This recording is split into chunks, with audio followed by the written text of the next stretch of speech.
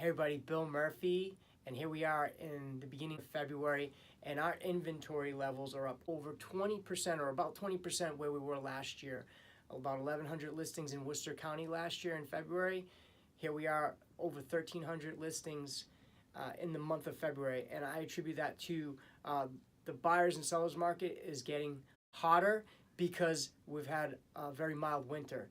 So as long as we can view the property, see the properties is not 2 feet or 3 feet of snow on the ground, that's very healthy for the market. I'm surveying a bunch of top agents, and they are already up 10, 15, 20% from last year at this time as well. So we're off to a great start.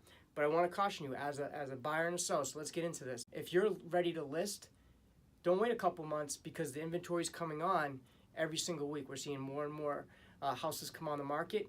You may get your price now as opposed to waiting when there's a logjam of inventory in the springtime, and now you lose that competitive edge. As a buyer, we're hearing this from a lot of agents. Buyers are just going out looking at signs and calling the agent on the sign, even if they're working with somebody. Your agent is there to help you and represent you. If you have a buyer's agent, stick with that buyer's agent. If you need a referral to a buyer's agent, we're here certainly to help you. We work with some of the best agents in the industry.